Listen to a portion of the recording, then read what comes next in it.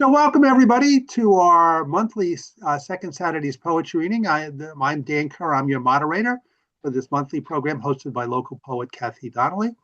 If you would like to participate in the open read, please use the chat function and enter your name in chat. I've already got Marvin. I've already got Joyce in there. So anyone else who wants to read, no obligation to read, but we want you to feel included. Just put your name in chat. Please keep your microphone muted at all times so your background noise does not interfere with the poets who are reading at the time.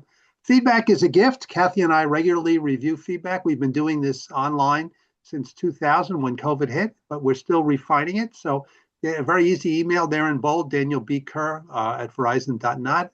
If there's something we did that you liked, if there's something we did that was terrible, if there's a way it can be improved, please don't hesitate to share with you the feedback.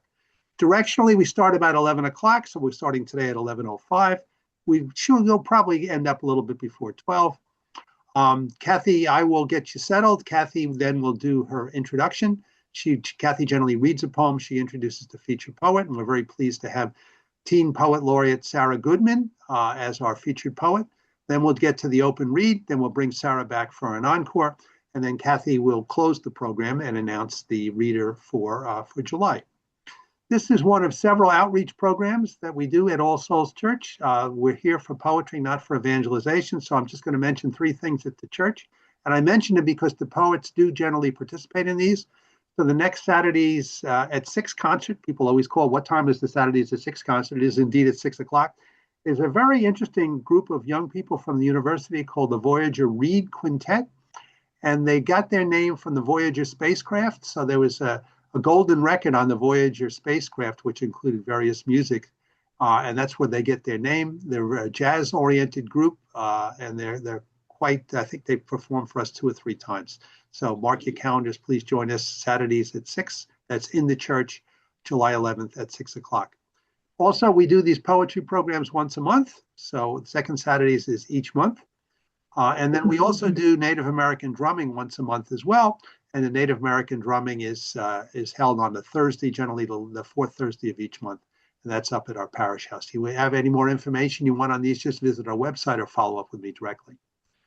Once a year, we bring together, and this one is quite timely now, we bring together our poetry, we bring together our concerts, and we bring together our Native American drumming. We do a program called Conversations of the Sacred. So we have a series of poems that have come out of various spiritual traditions. Carolyn Emerson, the last couple of years, has served as the curator, the selector of those poems. We have each poem read by a local poet. You'll recognize some of the names there. Kathy Donnelly and Barbara and Mindy and others, Barbara Southard. So the poems are read by local poets, and then each poem is followed by a musical interlude with either students from the university or Dan Kinney on the historical urban organ or our Native American drummer. So the date of this year's program is September 5th. I will begin soliciting volunteers to read probably in the next week or so. And then once a year, we have the annual 5K race, 2K walk. We're going into our 18th year. This is an event that celebrates the role of how All Souls serves the community, also raises the funds to make the church accessible to all churches, historical churches at the top of a hill. We know there are people who can't make it up that hill, so we're raising funds to make the church accessible to all.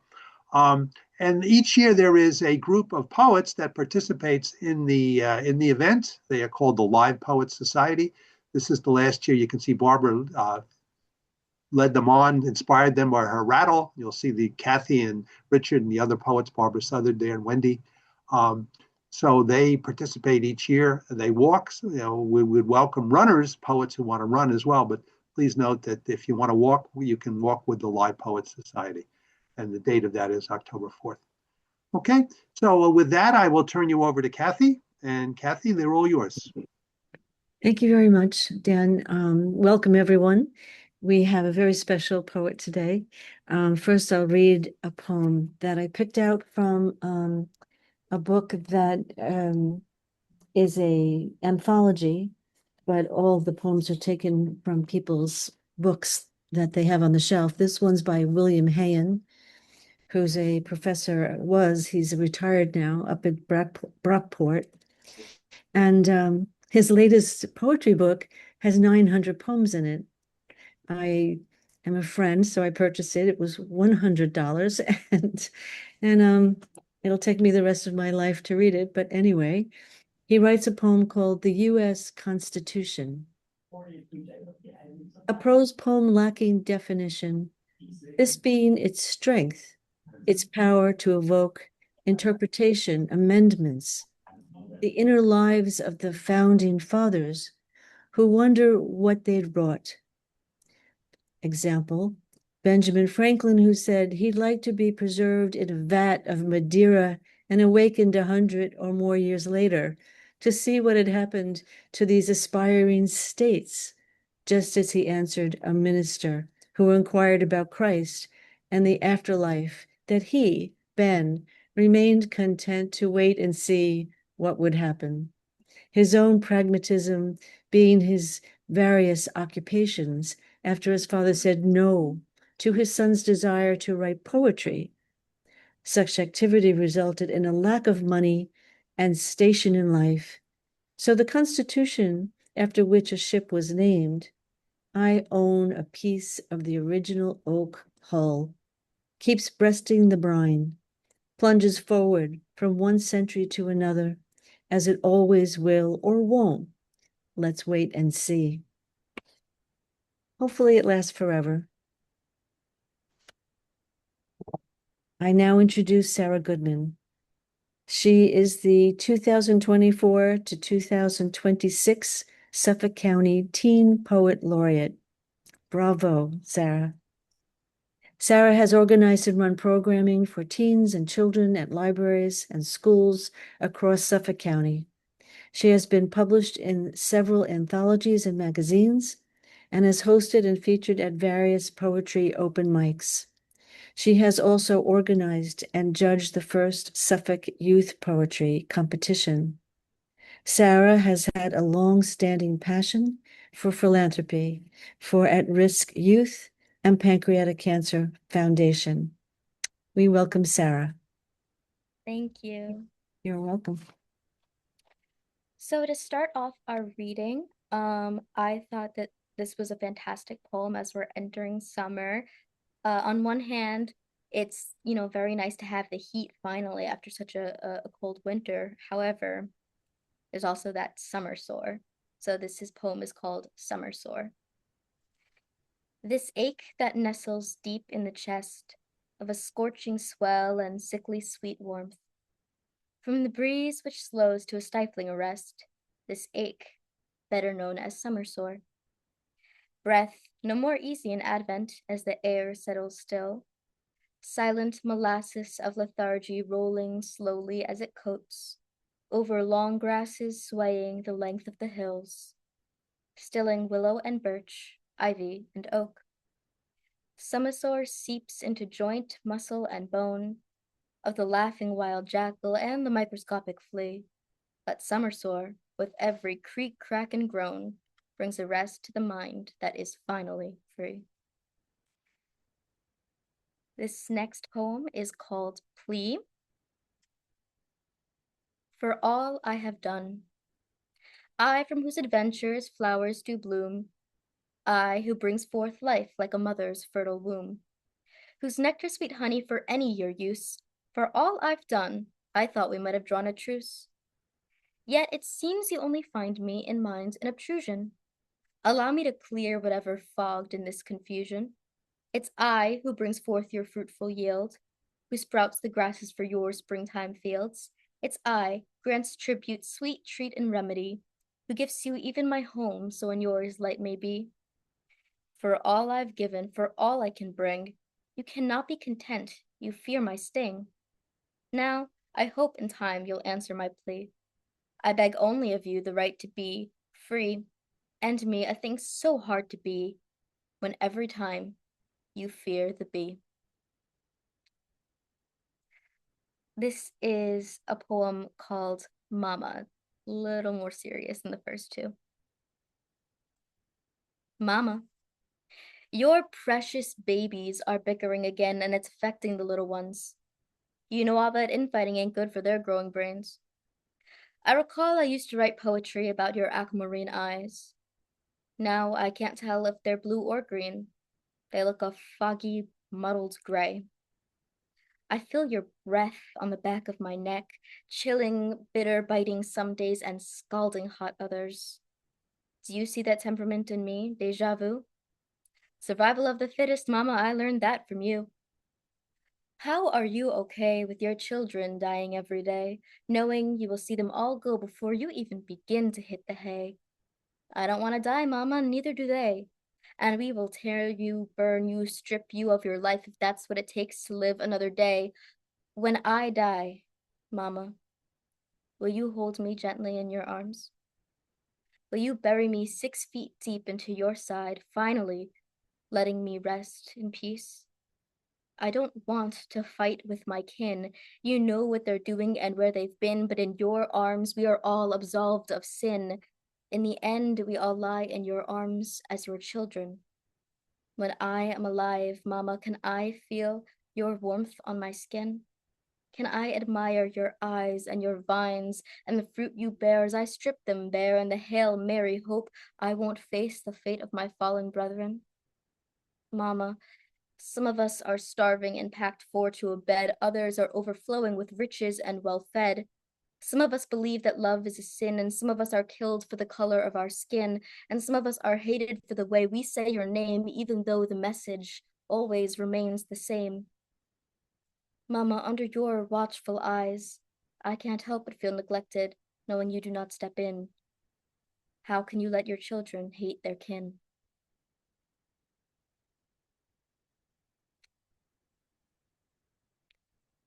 This one is also a poem because June is also Pride Month. So here is one that I wrote actually coming back from Deborah's open mic at Jack Jack's, who, with my dad's help, we aptly named Social Trolls. Imagine this, paint it as you will. I'm scrolling on socials searching for fashion inspo when I come across a video slideshow from an account username Dan the Man 09. He writes, clothes I'd wear if I were a girl. So I scroll through the screenshots slide by slide, keeping in mind those I want to save for future reference. And as I always do, I head to the comments to see what people are up to. And up at the top, the most liked post, I read, first step, Daniel. Second step, Danielle. Okay. Now, I'm not saying I wouldn't love to meet Danielle should she make an appearance, but I'd really like to see Daniel in that silky sky blue V-neck pillow sleeve blouse, or those wide-leg floral embroidered low-rise jeans, mauve blush on the high points of his cheeks, and maybe his Adam's apple too, and cherry red staining the center of his lips, and a sheer shimmer over his eyelids lined by kohl. If I can wear excuse me, if I can wear steel toe boots and beaten cargos with a ratty band tee and a flannel button down over top with my hair pulled back and a bare face and still be Sarah, I don't see any reason why Daniel can't be Daniel and still feel pretty.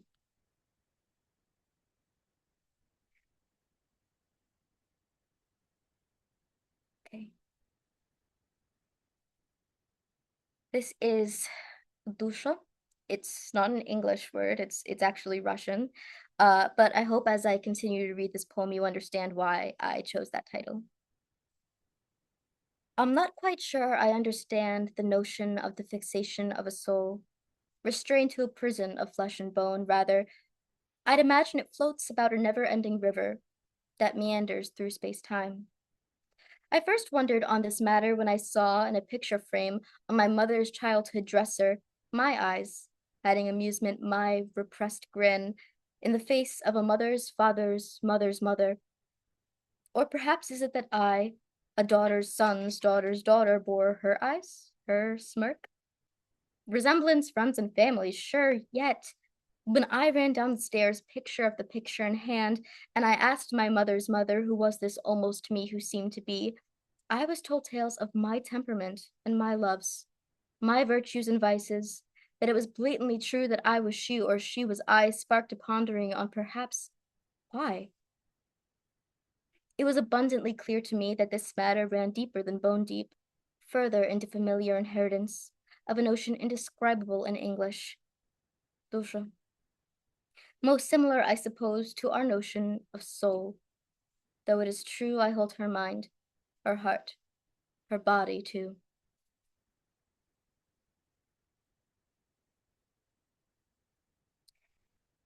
Okay, this is The First Stargazer. The first stargazer was not a man, not a woman, not human at all. Far before the Common Era, a single-celled mother faced the sky and saw a reflection of her lineage, of her ancestors and her descendants, of her mother, her daughter, and herself. She saw innumerable dots of light framed by clouds of cerulean, emerald, and magenta, and did not have a name for it, nor any desire to force it into a label of her sole creation. She did not gaze on and wonder. Back then, the night sky was no unusual marvel to behold. 'Twas only the ocean up high, parallel to her home, and a memory of her origin. She did not yet know she was stardust. Stardust was yet unnamed. She knew she was one with the water around her, the organisms below her, the rocks that lined the coast, and there, the pinpricks of blazing heat above. Not yet had she faced division, nor named herself two different ways, which, generations after her, became a translation mistake, an illusion to make offspring seem separate when they were truly the same. No, then she was whole. She had no eyes, nor brain, no orientation, nor identity. She did not look at the sky the way we do now, demanding answers from our past. She did not look at all. Still, she understood the universe far more than we ever will by not demanding of it at all. By simply existing as stardust condensed, she was the first stargazer. Now, if you couldn't tell, I'm really big into astronomy from that one. Wait until you hear this next poem called Star Study. When sat on a wooden pew over seas of leaning head, I slumped into my seat, appearing nearly dead, and a joyous voice, though worn with age, narrated what I'd read. Numbers and figures, no less familiar than the back of my own hand. Then suddenly I was ensnared by familiar figures forgotten in place of the bathing moon and her hunt, and the hunter Orion that they'd once chased. Numbers ceased facades of dominance as Andromeda was chained to the earth and cried, for her beauty excelled since her sacrifice failed, her visage was made colorfully upon the night sky. For hours I'd listen to stories of stars, for hours I'd sit on the edge of that pew, and found those charts meant more than they'd read. It's true.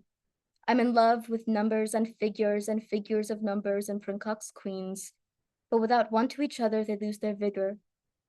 On the whole truth of the study I'd been woefully misled, and where once on a pew the ink had bled, and a wooden pew'd nearly been my bed, this very same subject fulfills me instead.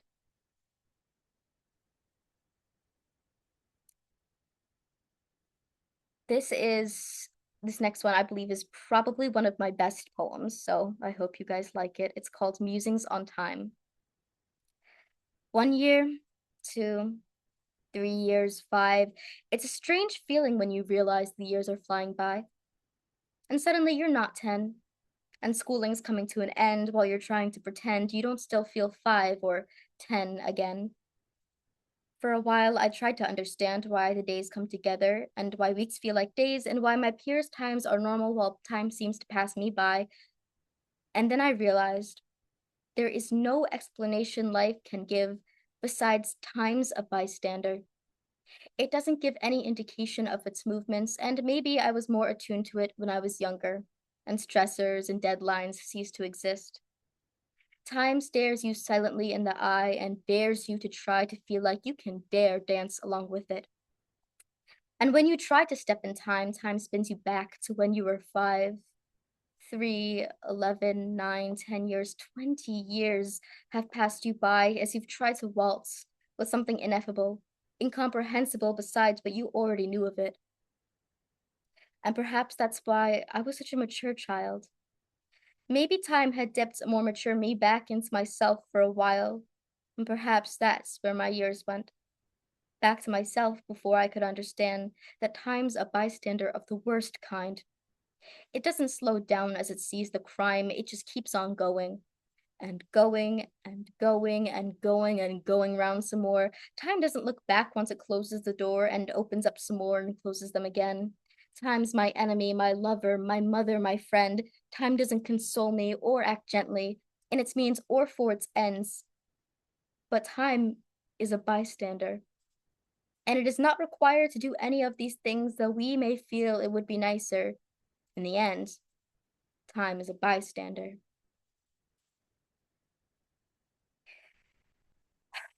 Okay. Thank you, Deborah. Um, I do have one last poem before we go to the open mic.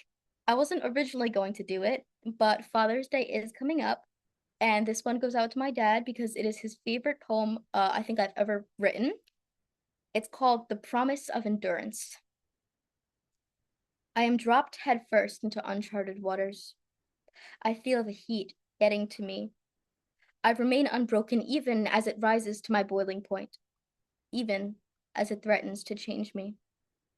My brethren crack under the stress, I harden, and as they leave, suited for softness, I will remain the hard-boiled egg.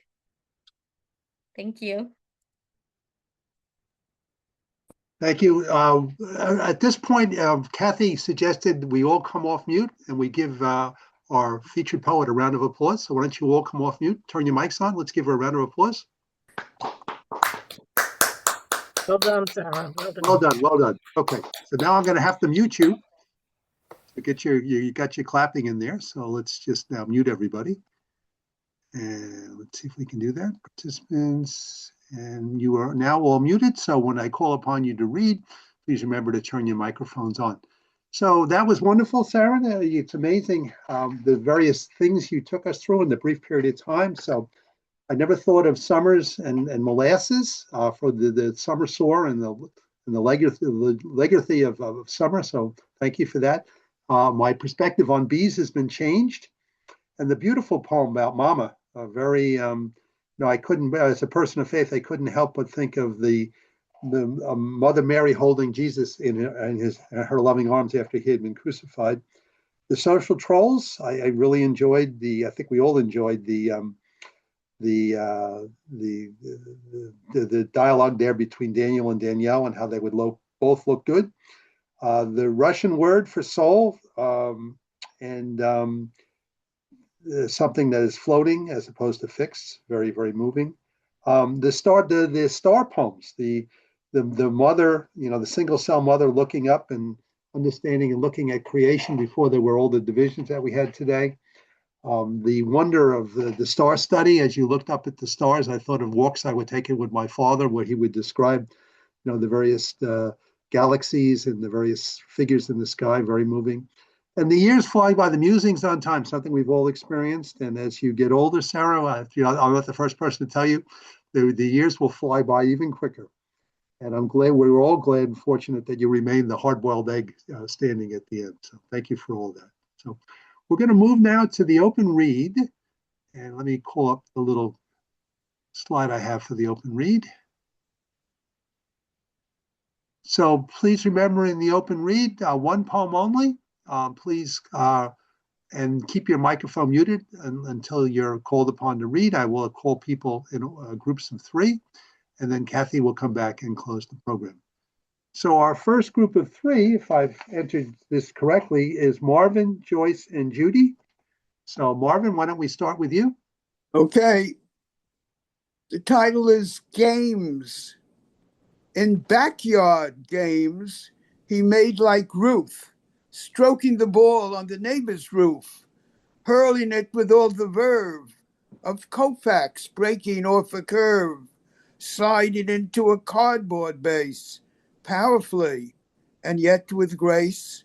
In backyard games, he was the boss, but in other fields, he was a loss, blundering on every play, fumbling my heart away, kicking dreams right out the door, a Yankee or a Met, no more.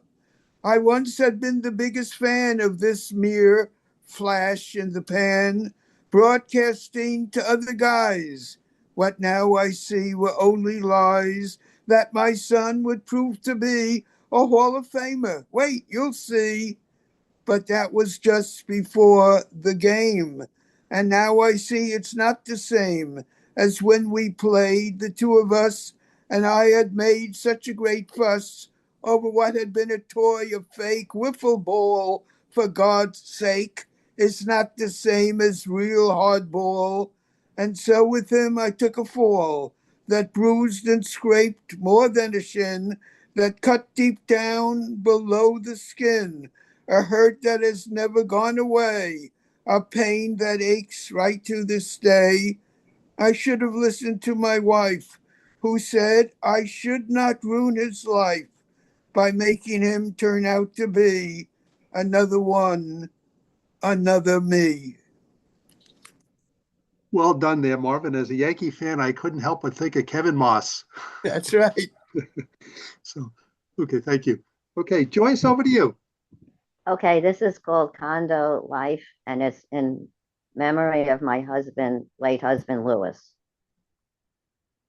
Yesterday afternoon, looking at trees outside the apartment house where I now live, hearing birds chirp, feeling the warmth of the spring sun, looking to the sky, looking for the seagulls that used to fly in the sky above the trees on Sally Court, looking past my grief, feeling a gusty April breeze, away from the house, just 2 miles away from where we used to live, from where I lived for 35 years. I'm on the other side of tomorrow. A new home, new cell phone, new computer, same but older Joyce. A new chapter, same and new pains, still sleeping on the floor, trying to fall back to sleep. Words, please help me. Again, feeling like a dangling participle, waiting for the light of day. I am on the other side of tomorrow, making a new life, a new chapter, with you always locked in my heart. Thank you. Beautiful tribute, Joyce. Thank you. Okay, JR, over to you. Okay, thank you again, Sarah. That was wonderful. Okay, so I'm going to read an infant poem I just wrote for hour 1 of the 24-hour poetry marathon. Okay, it's called If Dogs Could Talk. Imagine if we could speak, tell you when we're hurting, when we're having fun playing tag or fetch or pretend throw with you. We don't need to tell you when we're hungry. That's always. What if we could make suggestions like, you shouldn't work so hard, or you need to get more sleep, dishes and laundry can wait until tomorrow, or why are you watching that dumb, ridiculous movie when we could be rolling on the floor, you tickling me and me kissing your nose and sniffing your ears, and we being us together? How surprised would you be if, when you are ranting about how much you hate your abysmal job, I said, quit? You can get another position to create a better you, another career that won't include loathing because you deserve better than that. You can't replace bliss by incarcerating yourself to a dead-end, joy-sucking job. It's not your life. Find a slice of happiness now, because you'll never get another chance to cherish today. We're a team, you and I. We need to lend a hand or paw to make each day, hour, minute, moment as special as possible. So ditch that job. Get a new hairdo. Buy those special sparkle spangle sandals. And oh yeah, let's get you some coffee and me a pup cup. Woof, yeah, a great start to the day. Thank you. Great start. Really enjoyed that. The poem was a little bit rough, but that Rough. So Okay, so I've gone through the chat. Is there anyone else other than Kathy who would like to read a poem? I have one. I'm going to read, Kathy, but do you want to go first, or do you want to go me to go first? Kathy, you're on mute. Yeah. Shu, do you not want to read? Not today. No? Okay. Oh, our loss. Namrita, would you like to read? I'd like to, yeah. Why don't you Yeah. go ahead, Kathy? No, I'll go last, and I'm going to read another person's poem. Okay, Darita, why don't you go and then I'll follow you and then we'll go to Kathy. So Okay. This is a poem I just wrote. It's called, wait, Sarah, I just loved your poems, all of your poems. Beautiful, beautiful job. Keep doing it, okay? Okay, I'm gonna read my poem. It's called Yellow Cab. I slow down at the street intersections and for the jaywalkers, steering a yellow cab during day shifts and sometimes at night. The boroughs, Manhattan, the Bronx, Brooklyn, and Queens send requests to pick up and drop off their people. The streets at intersections meet and go their separate ways, squabbling among themselves and sometimes with me. By nightfall, I carry the day in my shoulders and in the back of my neck. And at times I glimpse you in the front passenger seat. 5 years now, and by the next, I hope to have made enough to return. The wheat fields and the alley where I played cricket call out to me. The taste of sun-kissed sugarcane remains on my tongue.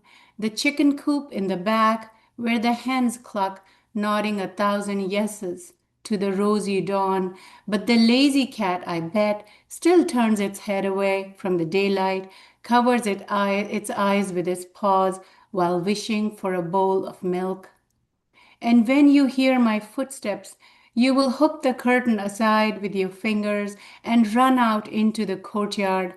And we will take off and go to the next village via Route 37 and visit the goddess who has watched over our wishes. I know beneath our bed you keep a small metal trunk with newborn baby clothes and tiny shoes. thank you. Well done. Okay, the next poem is by Dan Kerr, and it was just selected for inclusion in the latest anthology that James Wagner and his group has put together, which is Kathy, they must have been inspired by you. They've got an E Pluribus Unum, so they've got one to celebrate the 250th anniversary of the Declaration of Independence. And symbolism. So we got the symbolism also of the flag. So tomorrow, those of you who don't know, is Flag Day. That was the day that the Continental Congress designated the national flag. And in case any of you forget, the white, which we still have on the flag, the white stripe stands for purity. The red stripe stands for valor. And the blue stripe stands for, as Martin Luther King often alluded to, justice. Aspirationally, that America is one where there is liberty and justice for all. So this poem is called The Sign of the Cross. A little bit of background. I was a student at Southampton College, and I was a business major. And the Business Center lecture hall was used on Sunday mornings by a member of the faculty who used to conduct Catholic Mass there on Sunday morning. And so this poem is called The Sign of the Cross. And here goes. The old priest read the memo from the college dean, a list of grievances not unlike the ones Martin Luther nailed to the door of the Wittenberg Castle church 600 years ago. The history professor had expressed outrage over a large paper cross hung on the wall of his classroom on Monday morning. Knowing the priest celebrated Mass in that lecture hall on Sunday, he demanded that the priest be punished for this affront to academic norms. And the history professor said, my students should not endure a symbol of the evils perpetuated by Christianity throughout the history. The slaughter of Muslims during the Crusades, the torture of innocents during the Inquisition, the persecution of Galileo, the forced conversion of Aztecs and Mayans, and the use of scripture to justify slavery in America. The old priest was reminded that the church was made up of men and like men made mistakes. Although he had sinned in his many years as a priest, he did not personally recall slaughtering any Muslims, persecuting any of his students for heresy or forcing them to attend Sunday Mass. He also remembered the priests and nuns standing with Martin Luther King at the Edmund Pettus Bridge during the 1965 Civil Rights March to Selma. The old priest thanked the dean for his thoughtful memo and shared some of the things he had found on Sunday morning as he prepared for Mass. A case of beer cans strewn across the floor, marijuana roaches on the table where he set up his altar, several used prophylactics, an empty bottle of Jack Daniels, and a drunken faculty member passed out on the floor.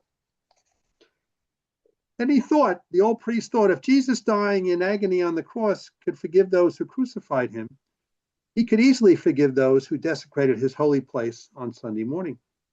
He concluded his response to the dean with a confession and a request. I would ask that my learned faculty colleague forgive me for desecrating his temple of learning and open-mindedness. But alas, I cannot ask for forgiveness, for we are without sin in this regard. I believe those who erected the Christian symbol were visitors from a Black Baptist church in Atlanta. Perhaps my learned faculty colleague should demand an apology from their pastor. He might also want to invite him to speak to his history class and explain to his students and how clergy wearing crosses standing at the Edmund Pettus Bridge paints history for the better. Thank you. Kathy, over to you. So I know we're still in June, but the 4th of July is right around the bend. We'll be celebrating independence from the King of England. And that's a very important thing. If you think about how one might say how important was it to get from under his tyranny. This is King James III. You know, we were willing to have a war. We were willing to have a whole war. I'm sorry, King George III. I knew that was wrong. King George. You know, how many people died to just not bring back that kind of government setup? But there were many people, as we all know, that wanted to keep the king here. One of them was Edgar Allan Poe. He was a loyalist, and he was afraid of democracy. He thought it would bring about chaos if everyone had a say. But he writes this poem, which had to have been such tongue-in-cheek. I want to share it with you because when I found it, it just made me laugh. And it's called The Divine Right of Kings. The only king by right divine is Ellen King, and were she mine, I'd strive for liberty no more, but hug the glorious chains I wore. Her bosom is an ivory throne, when tyrant virtue reigns alone. No subject vice dare interfere to check the power that governs here. Oh, would she deign to rule my fate, I'd worship kings and kingly state, and hold this maxim all life long: the king, my king, can do no wrong. So having a girlfriend named King had him believe wholeheartedly. You know, I see that it's 11:43. We have time. So I think we can invite Sarah to read more than one poem to end us and leave on time at noon. Sound good? Dan? Yeah, that's fine with me. It's fine with Sarah. Sarah, do you have a few poems to read us? I only prepared for one poem, but I can definitely find another one if you feel it will time best. Okay, Sarah, you're breaking up there a little bit. Sarah, still there? Yeah, your connection is breaking up a little bit, so maybe draw a little bit closer to the computer. Yes, so I had only prepared one poem as my encore, but I can read multiple of you. Okay, so if you want to just go with one, that's fine.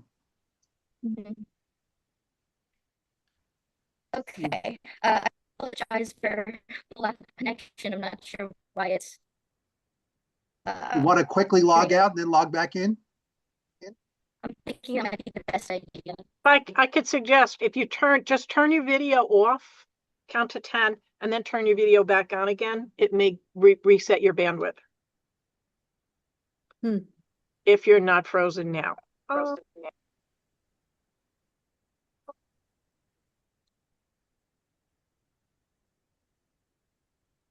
Okay, so we'll give her a second to see if the technology works.